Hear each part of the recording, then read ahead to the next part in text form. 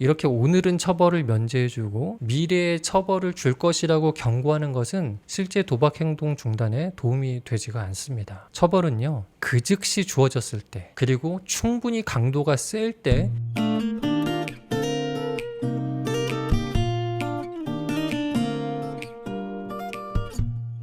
안녕하세요. 마음치유공간 여백의 여백직입니다. 오늘은 가족이 도박 중독자의 회복을 돕는 방식에 대해서 이야기하려고 하는데요. 상담을 하다 보면 가족들의 선한 의도와는 달리 가족들의 노력이 오히려 역효과를 가져오는 경우가 간혹 있어요. 오늘은 가족들이 중독자에게 주는 보상과 처벌이 회복에 어떤 효과를 미치는지 살펴보도록 하겠습니다. 어떻게 보면 매우 단순한 원리라고 할 수 있는데요. 예를 들어서 어떤 행동을 계속하게 만들려면 어떻게 하면 좋을까요? 특정한 행동을 했을 때 보상을 주면 됩니다. 잘 아실 겁니다. 조그만 상자에 쥐를 넣고요. 쥐가 발로 페달을 누르는 행동을 하게 만들려고 한다면 페달을 우연히 눌렀을 때 먹이를 주면서 보상을 주는 겁니다. 그러면 쥐는 이 먹이를 얻기 위해서 페달을 누르는 행동을 반복하게 되는데요. 이런 상태를 우리가 흔히 강화라고 하죠. 우리 일상에서 가장 흔히 접하는 것으로 시험 성적 오르면 용돈을 주는 방식으로 공부라는 행동을 강화시키기도 합니다. 물론 이것이 다 성공하지는 못해요. 사실 이렇게 용돈을 줘서 성적을 올리는 것은 생각보다 쉽지가 않습니다. 왜냐하면 쥐가 페달을 누르는 행동보다 훨씬 많은 요인들이 복합적으로 이 공부라는 행동에 영향을 미치기 때문입니다. 어쨌든 도박 중독이라는 것도 넓게 보면 이런 현상으로 설명할 수가 있는데요. 도박을 해서 큰 돈이라는 보상을 받았으니까 이 도박 행동이 강화된다, 반복된다 이렇게 할 수 있습니다. 반대로요, 어떤 특정 행동을 제거하려면 어떻게 해야 할까요? 예를 들어서 이제 페달 누르면 먹이가 나온다는 것을 쥐가 학습을 했어요. 이 페달 누르는 행동을 제거하려면 어떻게 하면 좋을까요? 두 가지 방법이 있겠죠. 첫 번째는 페달을 누를 때 더 이상 먹이를 제공하지 않는 겁니다. 쥐는 먹이가 나오지 않아도요, 한동안은 페달을 아마 계속 누를 거예요. 하지만 이것이 이제 계속 쌓이고 시간이 흘러가면요, 페달을 눌러도 더 이상 먹이가 나오지 않나 보다, 이러한 생각이 굳어지게 되죠. 그 후부터는 페달 밟는 행동이 제거가 될 겁니다. 물론 그리고 나서도 가끔은 혹시나 하는 마음에 페달을 눌러볼 수가 있겠죠. 어쨌든 이렇게 먹이가 더 이상 나오지 않는다는 것을 믿게 되면 페달을 누르는 행동이 서서히 줄어들게 됩니다.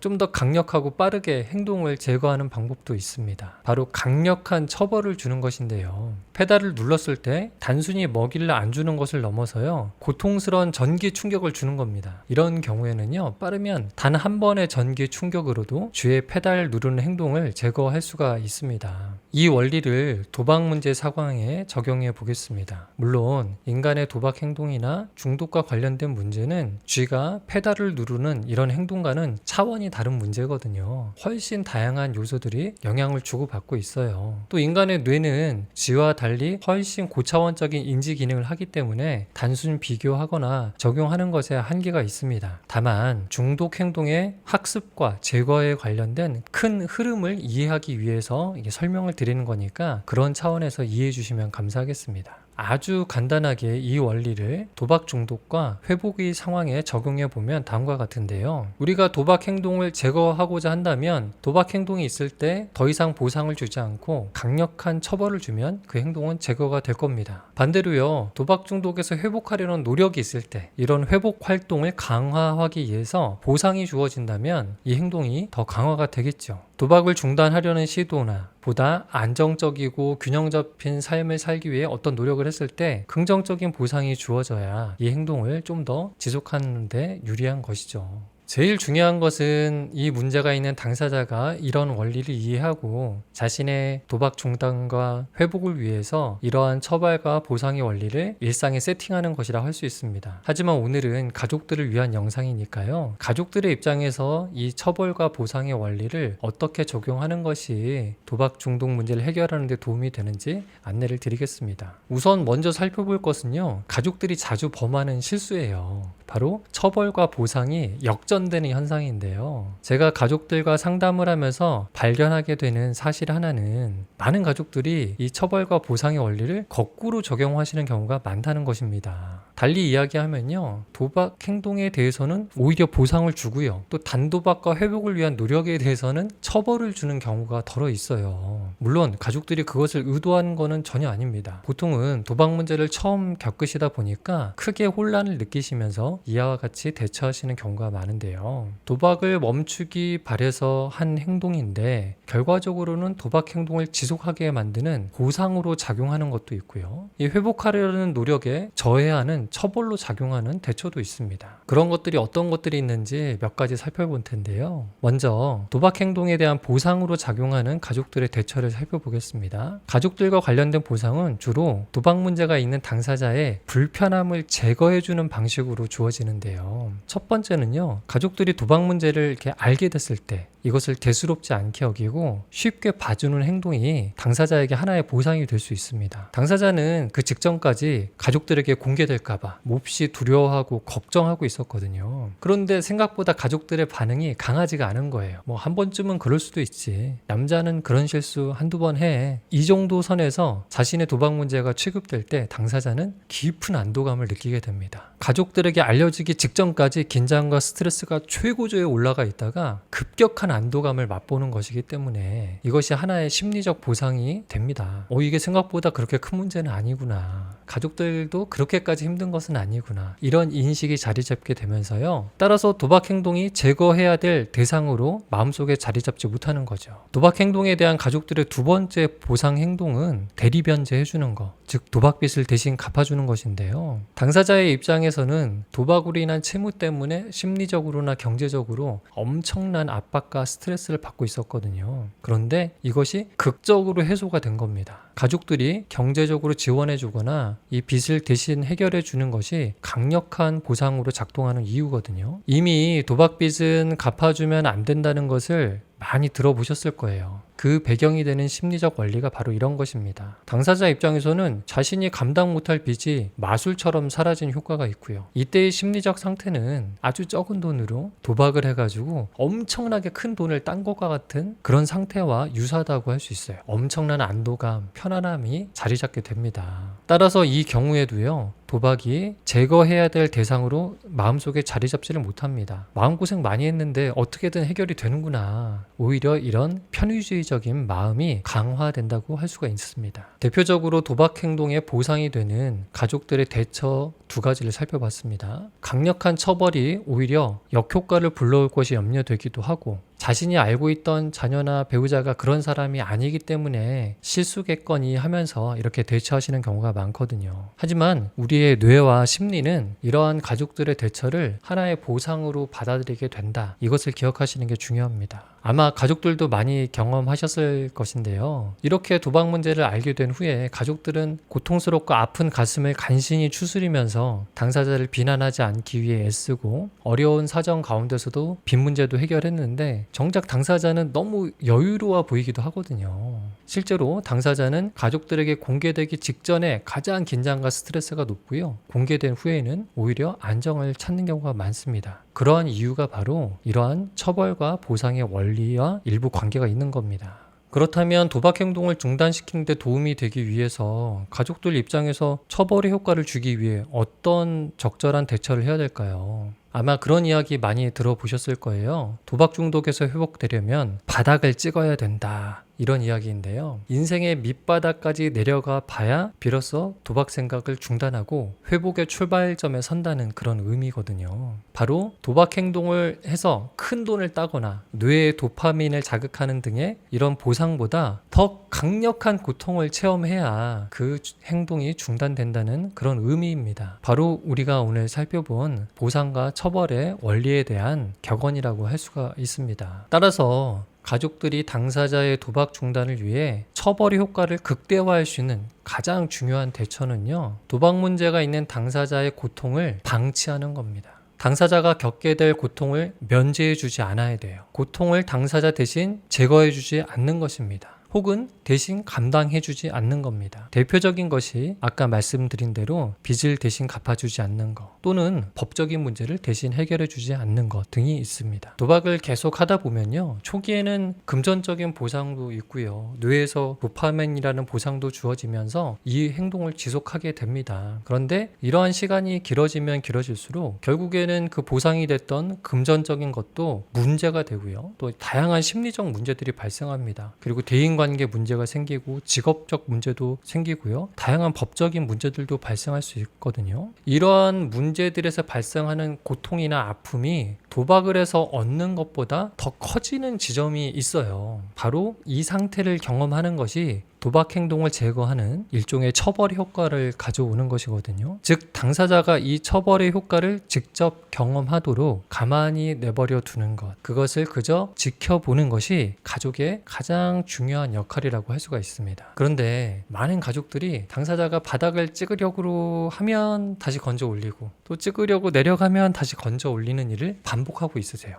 당사자가 자초한 것이지만 그럼에도 사랑하는 내 가족이 고통에 빠지는 것을 묵묵히 지켜본다는 것이 쉬운 일이 아니거든요. 빚을 대신 갚아주는 것도 정말 힘든 일이고요, 대신 희생해주는 것도 정말 어렵고 힘든 일입니다. 그런데 제가 상담을 이렇게 많이 하다 보니까 가족들이 상대방의 고통받는 것을 그저 지켜보는 것이 이것보다 더 어려운 일이라는 것, 더 힘든 일이라는 것을 새삼 깨달았습니다. 또 한 가지 꼭 기억하실 것은요, 경고는 처벌로서의 효과가 거의 없다는 사실입니다. 당사자가 겪고 있는 문제를 오늘 대신 해결해주고, 오늘 그 고통을 면제해주고, 그리고 나서 당사자에게 앞으로는 절대 도와주지 않을 거야, 2번 다시는 이렇게 안 해줘, 1번만 더 하면 쫓아낼 거야, 1번만 더 하면 이혼이야, 이렇게 오늘은 처벌을 면제해주고 미래에 처벌을 줄 것이라고 경고하는 것은 실제 도박 행동 중단에 도움이 되지가 않습니다. 처벌은요, 그 즉시 주어졌을 때, 그리고 충분히 강도가 셀 때 그 효과가 큰 법입니다. 경험하지 않은 미래의 처벌은요, 어떤 행동을 제거하는데 아무런 도움이 되지가 않습니다.